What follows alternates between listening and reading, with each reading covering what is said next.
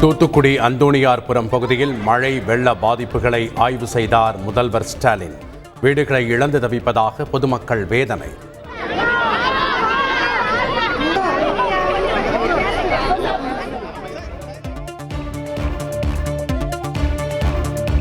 தூத்துக்குடி மில்லர்புரம் பகுதியில் முகாமில் தங்கியுள்ள மக்களுக்கு நிவாரணப் பொருட்களை வழங்கினார் முதல்வர் ஸ்டாலின். கனிமொழி எம்பி மற்றும் அமைச்சர்கள் நேரு, கீதா ஜீவன் ஆகியோரும் வழங்கினர்.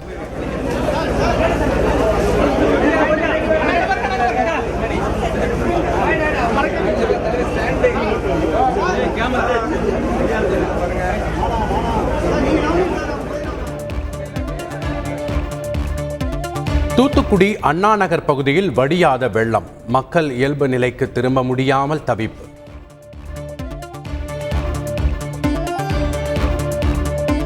தூத்துக்குடி மாவட்டம் ஆத்தூரை அடுத்துள்ள குச்சிக்காடு பகுதியில் வெள்ளம் வடியாததால் வீட்டில் முடங்கிய மக்கள்.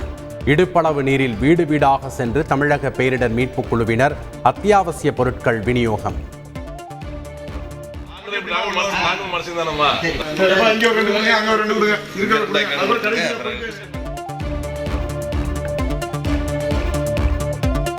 தூத்துக்குடி ஆரோக்கியபுரம் பகுதியில் 4 நாட்களாகியும் வடியாத வெள்ள நீரால் மக்கள் வேதனை. படகுகள் மூலம் நிவாரண உதவிகளை வழங்க வேண்டும் என கோரிக்கை.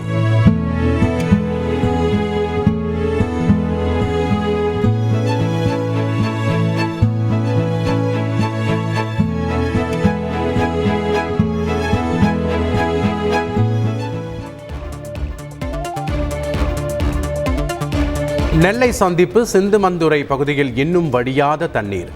பெரியார் பேருந்து நிலைய பகுதியில் மீட்பு பணி தீவிரம்.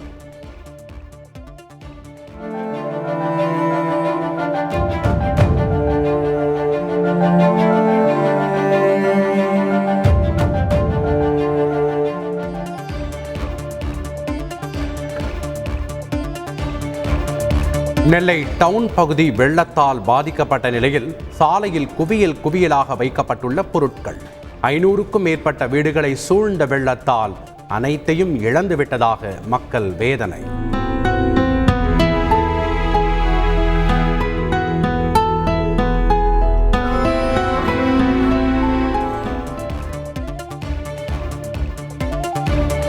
வெள்ளத்தால் நெல்லை டவுனில் உள்ள நரிக்குறவர் காலனி மக்கள் உடைமைகளை இழந்து தவிப்பு.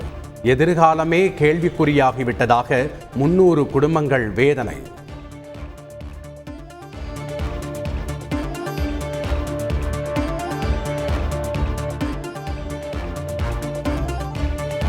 நெல்லையில் மழை வெள்ள பாதிப்புகளை கண்டு மத்திய குழுவினர் அதிர்ச்சி.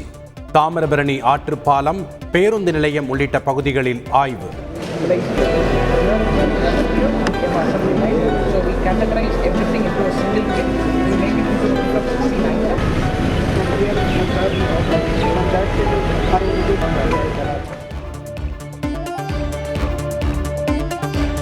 நெல்லை சிந்துபூந்துறை பகுதி வெள்ளத்தால் பாதிக்கப்பட்ட நிலையில் மின்சாரம் தாக்கி முதியவர் பலி. வீட்டில் உள்ள சுவிட்சை ஆன் செய்த போது விபரீதம். 5வது நாட்களாக வெள்ளத்தில் சிக்கியுள்ள தூத்துக்குடி ஏரல் மற்றும் திருப்பேரை மக்களை மீட்க தீவிரம். 50 பேர் அடங்கிய 2 தேசிய பேரிடர் மீட்புக் குழு விரைந்தது. ஏரல் பகுதியில் பாதிக்கப்பட்ட மக்களை சந்தித்து நிவாரணப் பொருட்கள் வழங்கிய கனிமொழி எம்பி. இருசக்கர வாகனம், படகில் சென்று நிவாரணப் பொருட்களை வழங்கினார்.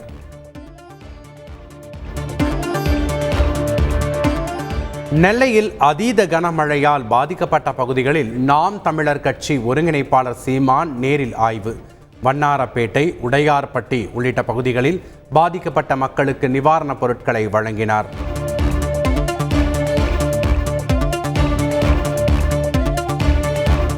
வருமானத்துக்கு அதிகமாக ரூபாய் 1.75 கோடி சொத்து சேர்த்த வழக்கில் அமைச்சர் பொன்முடிக்கு 3 ஆண்டுகள் சிறை தண்டனை. சென்னை உயர்நீதிமன்ற நீதிபதி ஜெயச்சந்திரன் அறிவிப்பு.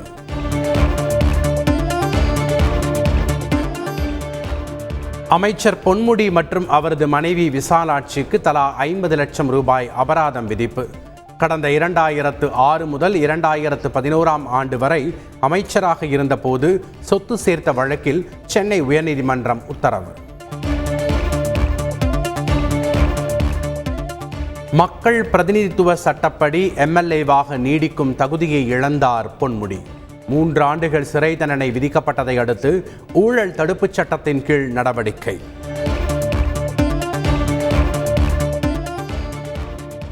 பொன்முடி சரணடைய 30 நாள் அவகாசம். சென்னை உயர்நீதிமன்றம் உத்தரவு.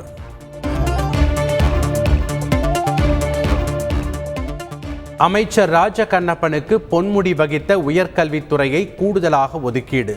முதலமைச்சர் ஸ்டாலினின் பரிந்துரையை ஏற்று ஒப்புதல் வழங்கினார் ஆளுநர் RN ரவி.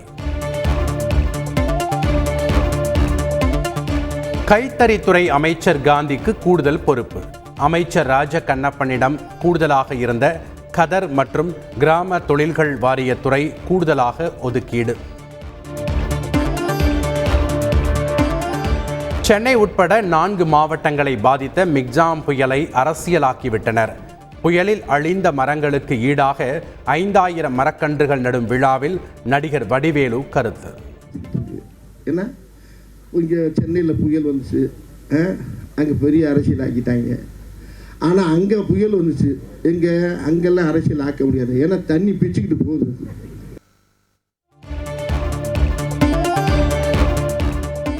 மக்களவையில் இருந்து மேலும் 3 MPக்கள் சஸ்பெண்ட். நாடாளுமன்றத்தில் இதுவரை 146 MPக்கள் சஸ்பெண்ட். நடிகை கௌதமி அளித்த நில மோசடி புகாரில் 6 பேரை கைது செய்தது போலீஸ். முக்கிய நபரான அழகப்பன், அவரது மனைவி நாச்சியம்மாள், சதீஷ்குமார் உட்பட 6 பேர் கேரளாவில் திருச்சூரில் கைது. மத்திய சட்ட அமைச்சக உயரதிகாரி போல் நடித்து 200 கோடி மிரட்டி பணம் பறித்த விவகாரத்தில் தனக்கு எதிரான வழக்கை ரத்து செய்ய கோரி நடிகை ஜாக்லின் பெர்னாண்டஸ் மனு. அமலாக்கத்துறை பதிலளிக்குமாறு டெல்லி உயர்நீதிமன்றம் உத்தரவு. செய்திகளை உடனுக்குடன் தெரிந்து கொள்ள உடனே சப்ஸ்கிரைப் பண்ணுங்க.